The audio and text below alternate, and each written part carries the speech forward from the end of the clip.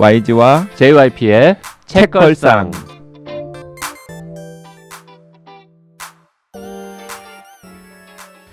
책에 관한 걸쭉하고 상큼한 이야기. YG와 JYP의 책걸상이 찾아왔습니다. YG 강량구입니다. JYP 박재영입니다. 박평 박혜진입니다. 이번 주에는 엘리 스미스의 가을 읽고 있습니다.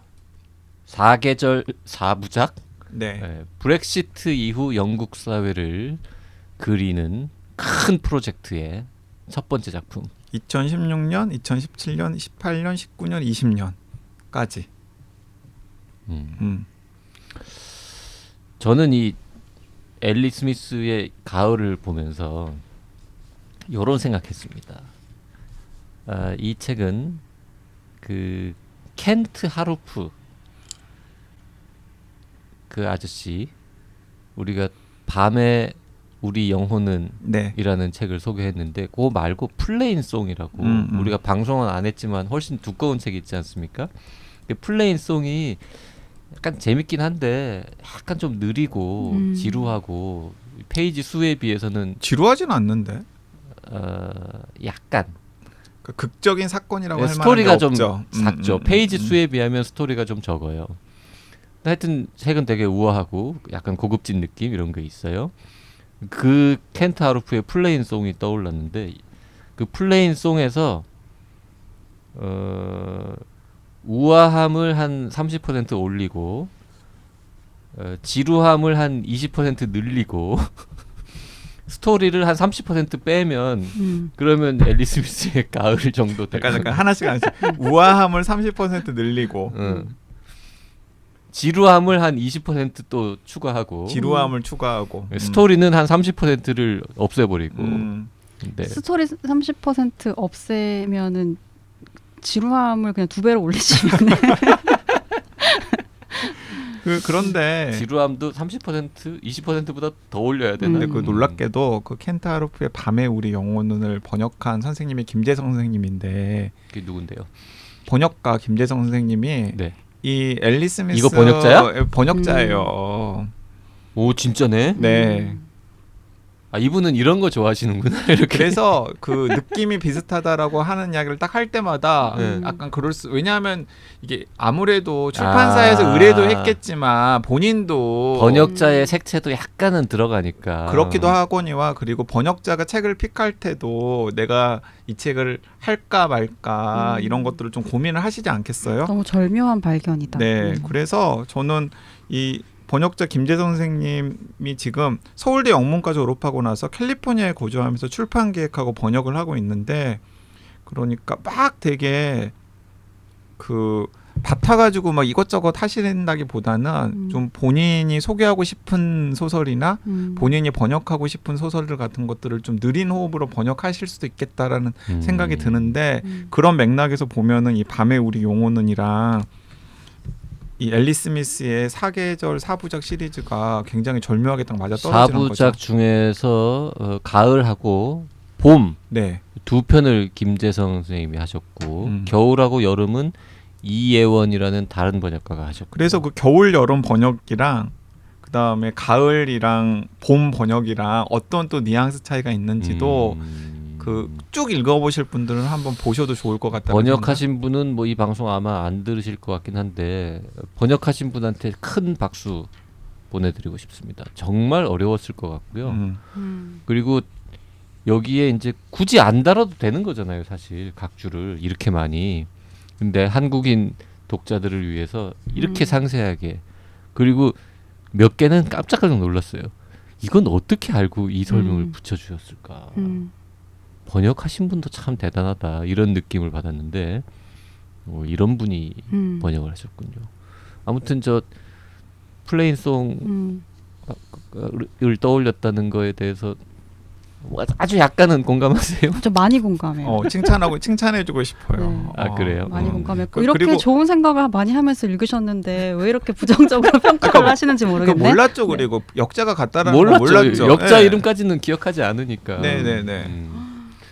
그냥 켄트 하루프 책을 사실 밤에 우리 영어는 되게 얇고 나름 굉장히 긴장감 있고 재밌잖아요. 그래서 일단 하나 더 볼까 이러고 이제 플레인송을 봤는데 플레인송은 볼륨은 한 2배쯤 되는데 약간 좀 밋밋하다 그럴까요? 근데 그리고 내용도 플레인송도 약간 그 시기의 어떤 사회상 맞아요. 이런 걸 다 그리기 그려내는 위해서 이야기죠. 가상의 네. 도시를 배경으로 했지만 그런 맥락, 그렇네, 그런 공통점도 있네요. 근데 그 또- 시대의 어떤 사회상을 보여주는 장치, 목적이 있다는 그 면에서는 근데 이제 한 가지 약간 여기서 또 다른 정정을 해드리자면 플레인송의 역자는 김재성 선생님은 아니에요. 그러니까 한기찬 선생님이라고 다른 분이신데 그러니까 켄트 하루프의 그 소설 쓰는 그 스타일과 엘리 스미스의 스타일들이 좀 공명하는 부분들이 좀 있기 때문에 우리가 그렇게 느끼는 걸 수도 있겠죠.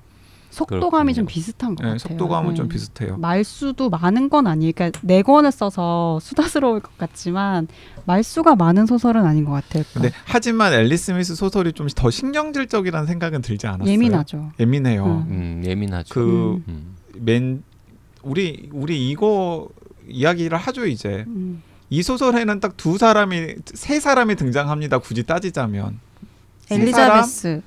뭐 어쨌든 중심 인물은 2사람이에요. 데니얼 글럭이라고 하는 아흔은 넘은 게 확실하고 100세가 됐는지 안 됐는지가 사람들 사이에 미스터리인 요양원에 누워 있는 노인이 할아버지가 이제 한 등장인물 중에 하나고요. 그리고 굉장히 다양한 연령대의 엘리자베스가 등장을 합니다. 엘리자베스 디맨드. 엘리자베스 디맨드라고 하는 여주인공인데 8살 때부터 현재는 한 30대 한 초중반 정도. 초반 뭐 그 정도 느낌이죠. 네. 그리고 30대 초중반의 엘리자베스는 사학자예요. 미술사학자. 근데 되게 오래전 미술에 천착하는 게 아니라 1950년대 60년대에 팝 아티스트들의 활동 뭐 이런 것들에 대해서 논문을 썼고 그리고 대학에서 그 뭐 비정규직으로 강의하는 시간 강사 같은 느낌이죠. 네네. 지금 미술사를 전공한 대학의 시간 강사가 현재 모습. 근데 데니얼 글럭이랑 이라는 이제 100세 가까운 이 노인과 지금은 30대 초반인 엘리자베스 사이에는 어떤 인연이 있냐면 일단 옆집에 살았던 인연이 있고 어렸을 때 데니얼 글럭과 엘리자베스의 집이 이웃이었던 엘리자베스는 8살, 데니얼은 뭐 한 80 혹은 뭐 70대 후반 이쯤 됐을 때 아니죠. 93년이니까 처음 만난 게 93년이고 여기에 무대는 2016년이니까 그러면 한 70 정도 되고 8살 때 한 만났고 60대 70대 정도였을 때 그 8살짜리 그러면 엘리자베스도 30대 후반 정도구나 지금 현재는. 엘리자베스가 93년에 8살이었을 때 이제 둘이 만났는데 그때 옆집에 살았었는데 그때 엘리자베스가 93년에 8살이었다고요? 박평나이네. 맞아요. 학교에서 숙제를 받아요. 저도 박평나이 생각했어요. 학교에서 숙제를 받아요. 어떤 숙제를 받냐면 이웃 사람과 인터뷰를 해야 하라. 그러니까 이웃에 흥미를 느끼는 이웃과 인터뷰를 해오는 숙제를 내준 거죠. 그래서 엘리자베스가 엄마한테 엄마 나 옆집에 사는 할아버지한테 가서 인터뷰할 테니까 소개시켜줘 이렇게 이야기를 하니까 그 엄마가 아니 늙은 호모 그러니까 그 마을에서는 이 데니얼 글럭이라고 하는 할아버지가 혼자 사는 게 좀 괴이하기도 할 뿐만 아니라 약간 나이가 든 동성애자라고 딱지가 붙여져 가지고 좀 사람들이 거리를 두는 그런 분위기가 있었던 것 같아요. 그래서 엄마가 야야 뭐 그 할아버지가 너한테 무슨 짓을 할 줄 알고 뭐 등등의 그런 막 방해 공작을 펼치면서 못 만나게 하는데 어쨌든 간에 또 이 엄마가 또 다리를 놓아가지고 결국에는 그 엘리자베스와 그 글럭 사이에 시간을 초월한 우정이나 유대감 같은 게 만들어지죠. 그런데 그 엄마는 아빠 없이 아이를 키워야 되는 상황이라서 계속해서 일터를 나가야 되기 때문에 끊임없이 누가 이 어린 엘리자베스랑 놀아주고 봐줘야 되는데 그 놀아주고 봐주는 역할을 그 옆집에 이제는 어느 정도 친해진 그 데니얼 글럭이라고 하는 할아버지가 하는 거죠. 그래서 그 데니얼 글럭이 동네 이곳저곳을 엘리자베스 손을 잡고 다니면서 엘리자베스에게 자기의 화려했던 시절의 이야기들을 막 해주는데 그 화려했던 시절의 이야기들 중에서 야 내가 예전에 알았던 굉장히 멋진 여성 화가가 있는데 그 여성 화가가 그린 그림 중에는 이런 이미지의 그림들도 있었어. 이런 이미지의 그림들도 있었어. 근데 그 여성 화가가 누구냐면은 지난 시간에 우리가 얘기했던 그 폴린 보티인 거죠. 그 되게 앞부분에 그 이야기와 그림 그 뭐 나오잖아요. 그 부분 좀 모든 그림에는 이야기가 있다는데 맞아요. 거꾸로 그 말도 맞지만 모든 이야기에는 그림이 있다. 이런 표현을 쓰잖아요. 그리고 그게 엘리자베스가 나중에 어떤 진로를 선택하거나 하는데도 되게 큰 영향을 주고 그렇죠. 그 데니얼과 함께 했던 시간이 자기한테 인생 수업이고 예술 수업이고 그랬던 것 같아요. 그러니까 학교에서는 전혀 배우지 못했던 그런 것들을 이 데니얼로부터 생생하게 교육을 받은 것이죠. 그래서 이제 시점은 뭐 좀 왔다 갔다 합니다. 8살 때 얘기도 나왔다가 뭐 모르긴 해도 뭐 12살 때 얘기도 있을 것이고 16살 때 얘기도 나올 것이고 20대도 나오고 30대도 나오고 이런 식이죠. 약간 명확하지는 않죠. 네, 계속 옛날에 엘리스와 계속 왔다 갔다 해요. 주로 이제 아주 어릴 때 8살, 9살, 10살 때 엘리자베스와 지금 현재 엘리자베스가 제일 많이 나오긴 하는데요. 어쨌든 이제 세월이 흐르고 흘러서 이제 100살이 다 됐으니까 할아버지는 요양원에서 쭉 잡니다. 쭉 자면서 꿈도 꾸고 그리고 그 꿈 이야기가 그 바루드의 링컨스러워요. 맞아요. 그게 좀 판타지적이죠. 네. 그리고 뭐 가끔 깨고 네. 그리고 이제 엘리자베스가 가끔 문병 가면 또 만나서 옛날 얘기 좀 하고 근데 사실 옛날 이야기를 할 수는 없죠. 왜냐하면 그 내내 잠들어 있어요. 아 깨는 장면 안 나옵니까? 깨는 장면은 딱 한 번 나와요. 한 번밖에 안 계속, 나오던가? 그러니까 의식 속이죠. 어떻게 보면 네. 뇌 속에서 벌어지는 어떤. 그래도 한 번보단 더 나왔던 것 같은데 그게 딱 한 번 나옵니다. 그게 아프기 전에 상대적으로 네, 젊을 네. 때 대화를 자꾸 들어서 내가 그런 생각하는 거군요. 그러니까 엘리자베스가 그 어렸을 때 그러니까 뭐 8살이었을 때 10대였을 때 뭐 10대 중반이었을 때 계속해서 교류를 하면서 엘리자베스에게 여러 가지 자극과 영향을 주고요. 그런 영향과 자극을 준 내용들이 이 소설 곳곳에 등장을 하고 이제 그런 부분들이 그 지난 시간에 JYP가 약간 좀 장애물처럼 느껴지는 대목들인 거죠. 이야기가 막 사건이 전개되는 게 아니니까. 네, 계속 사건 회상. 네, 그리고 또 그걸 아는 사람들이라면 훨씬 더 그 풍부한 의미로 이해를 할 수가 있는데 모르는 사람들은 그냥 사람의 이름이거나 아니면은 뭔가 이미지로만 딱 국한해서 제한적인 의미만 할 수 있으니까 애초에 작가가 의도했던 그런 재미를 느끼지 못하는 수가 있는 거죠. 그리고 이 책은 천천히 본다고 의미를 더 이해할 수 있는 성격도 사실 아니에요. 찾아보면서 봐야 돼요. 그리고 찾아봐도 이해 못하는 부분도 분명히 있을 거고 우리는 그런 측면이 조금 이제 장애물이긴 한데 정말 되게 우아하고 근사하긴 합니다. 그리고 한국에서는 이런 스타일로 쓰인 작품을 내가 본 적이 있던가? 사실 뭐 귀신 씨나라 까먹는 이야기 쓰는 분도 많고 뭐 되게 좀 어렵고 되게 우아하고 이런 것도 많고 뭐 잘 좀 읽기 힘든 난해한 작품으로 유명한 작가들도 한국에도 많이 있죠. 근데 이렇게 막 브렉시트라든지 이런 현실을 또 다루면서 예술가 소설이기도 하면서 약간 판타지적인 느낌도 있고 그러면서 정말 됐다 우아하고 딱 떠오르는 작품은 없지 않나. 저희가 잠깐 쉬는 시간에 이런 이야기 하면서 JYP가 되게 시적이라고 이야기를 하셨어요. 긴 시 아니냐라고 긴 시 제가 같다고. 말했죠. 근데 저도 그렇게 생각을 하거든요.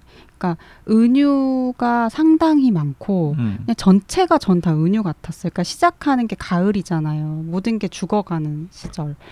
근데 시작하자마자 예술의 죽음부터 나오잖아요. 그러니까 이게 뭐 브렉시트라는 어떤 특정한 사건이 있기는 하지만 그 브렉시트로 대변되는 어떤 사회상, 이 혼란스러운 사회에서 그럼 뭐가 제일 먼저 죽냐? 예술이 죽는 것 같아요.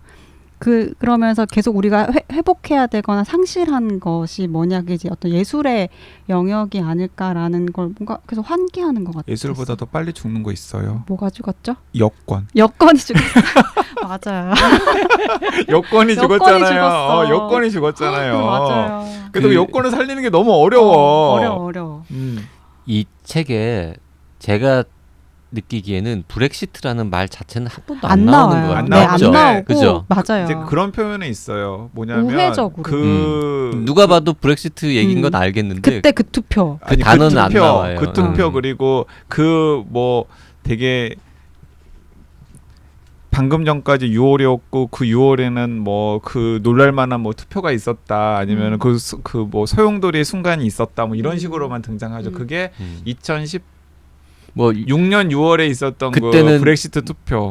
그때는 유럽이었는데 뭐 지금은 아니고 뭐 이런 표현도 나오고. 그러니까 저는 그래서 이 소설 읽으면서 너무 재밌다라고 생각을 했던 지점들이 그 언어적인 부분이었는데, 그러니까 우리는 되게 사회적인 어떤 소설이라고 일단 생각하잖아요. 자꾸 브렉시트 얘기를 하니까 이게 무슨 사회파 소설일 것 같고, 근데 그려내는 방식이 전혀 그게 아닌데, 이를테면은 이런 대화가 있고 엄마랑 엘리자베스가 막 얘기하는 장면이었던 것 같은데, 엄마가 무기력 적대감에 지쳤어. 그러니까 엘리자베스가 그런 단어는 없을걸요. 그러니까 맞는 단어를 모르는데도 지쳤어 이런 얘기를 하거든요. 그러니까 근데 이런 대화에서 나오는 그 집의 정서들 있잖아요. 이 혼란스러운 사회에서 모든 기준값 같은 건 다 상실됐고 다 적대적이고 무기력하고 근데 두 개 단어를 붙였는데 그런 말은 없다고 하니까 정확한 말을 모르는데도 지쳤다라고 하는 그런 어떤 대화들, 상황에서의 정서들 이런 걸 너무 캐치를 잘했다는 생각이 들고, 이거는 그러니까 서사적이라기보다는 굉장히 시적인 방식의 접근인 것 같아요. 그래서 그게 좀 재밌더라고요. 저도 그 적대적 무기력 적대감 그거 보면서 이거 원어는 뭘까 도대체. 그래서 제가 조금만 더 기운이 넘쳤으면 어떻게든 찾아보려고 했을 텐데 그건 안 해봤는데 그거 참 궁금했어요. 적대감? 아마 그것도 그 두 단어가 발음이라든지 뭔가 이렇게 절묘하게 연결되는 게 있을 것 같았는데 원서 한번 보고 싶네요. 그 회사에 가서 한번 찾아봐 줄래요?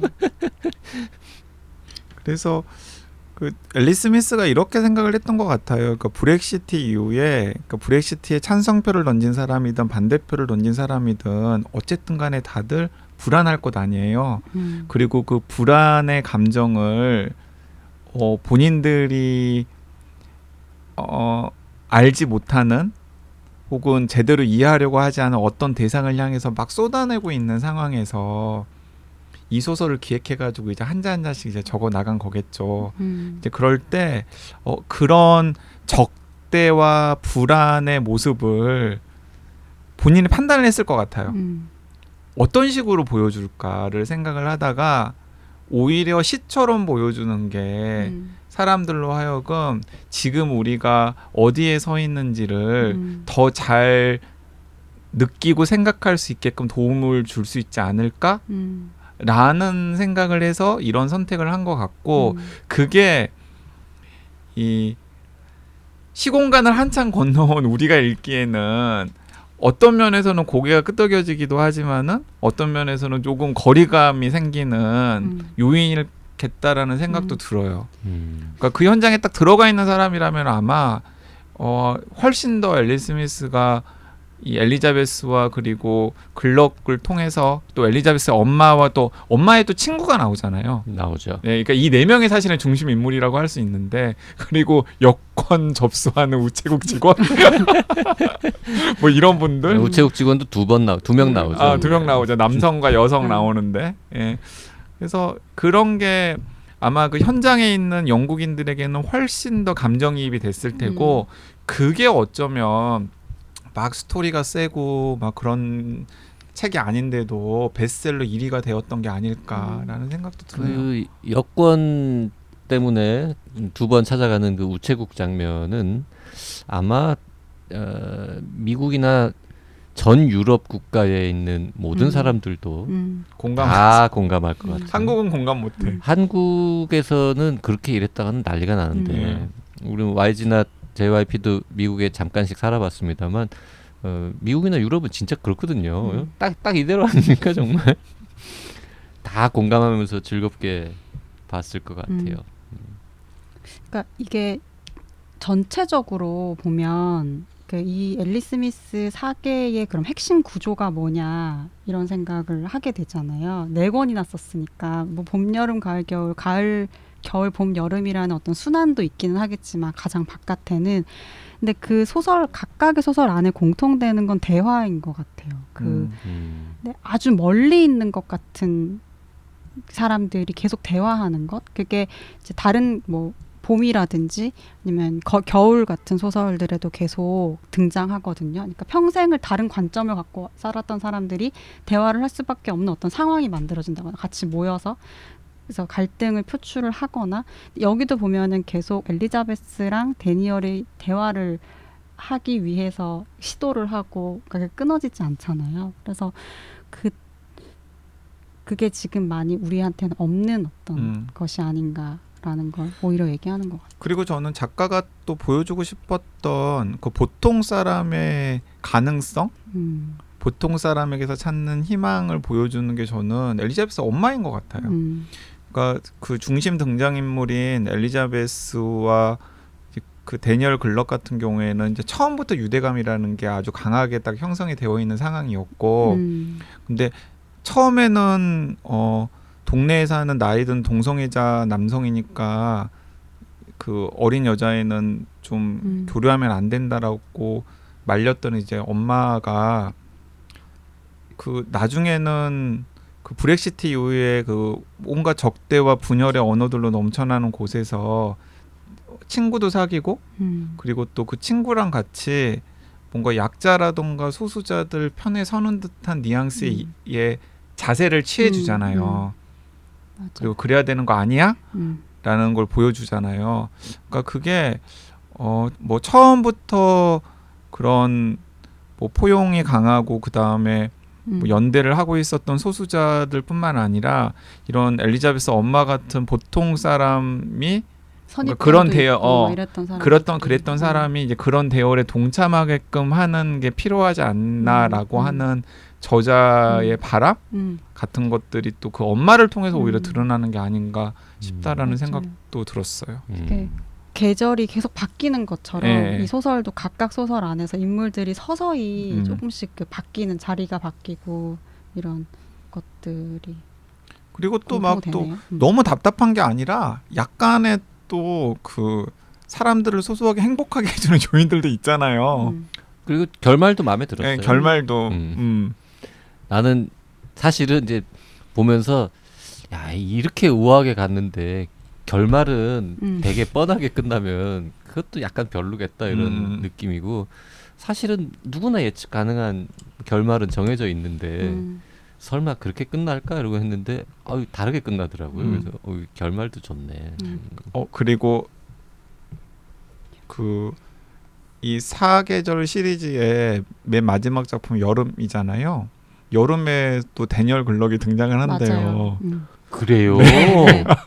데니얼 나와요. 그러니까 우리 데니얼은 100한 대여섯 살까지 데니얼은 죽지 않을까? 제일 먼저 죽은 것처럼 나오지만 데니얼은 데니얼 세븐이야. 그러니까 놀라운 게 저도 그거 보고 저는 여름은 읽지 않았는데 빵 터졌던 여름 그 신호를 보니까 그 데니얼을 만나는 게 거기서는 중요한 모티프인 것 같더라고요. 그 중심 등장인물들이. 엘리자베스는 안 나오죠 여름에. 엘리자베스 안 나오고 그 데니얼만. 네, 그러니까 처음에 나와요. 죽은 것처럼 나왔는데 그 사계절이 끝까지 죽지 않고 모든 역사를 지켜보는 거지. 예술이 그렇군요. 그런 거죠.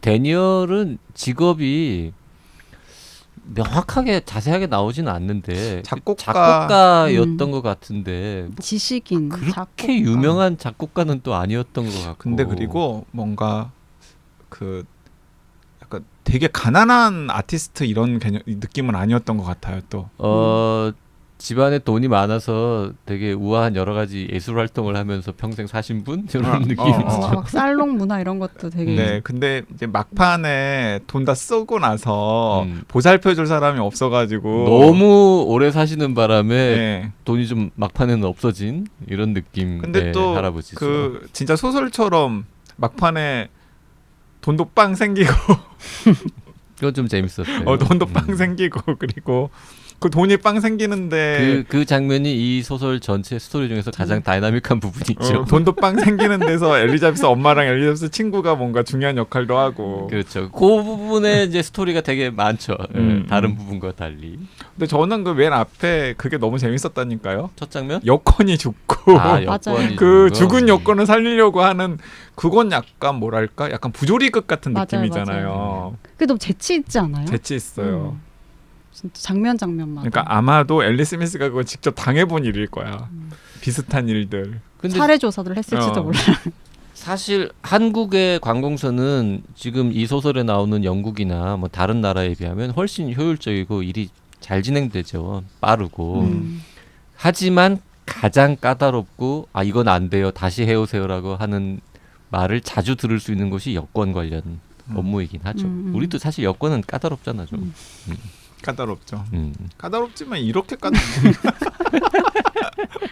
저기 꼭 한번 읽어보시길 권합니다. 여권 장면 극사실주의. 맞아요.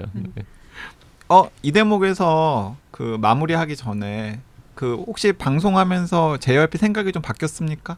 방송 시작하면서는 엄청 좀 부정적이었잖아요. 이건 거의 바로더의 링컨 2 수준이다. 아니 내가 시작할 때 뭐 우아함 30, 지루함 20, 이야기 30. 켄트 하루프 플레인 송과 비교한 거고요. 바로더의 링컨보다는 훨씬 재밌고 훨씬 리얼리즘 소설이죠. 이거는. 바루드의 링컨을 뜻밖의 다시 읽어봐요. 그러면 되게 재밌을 수도 지금은 있어. 전혀 다르게 판단할 수도 있어. 너무 과거의 자신이랑 똑같이 판단하실 필요 없을 것 같아요. 바루드의 링컨 읽은 게 무슨 30년 전도 아니고 몇 년이나 됐다고. 30년 같은 3년일 수도 있잖아요. 지금.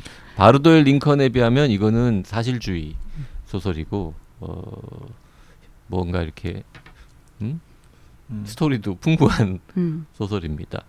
제가 말했던 건 이제 변하지 않은 거는 겨울, 봄, 여름은 나는 안 볼란다. 요거는 뭐 변함이 없고요.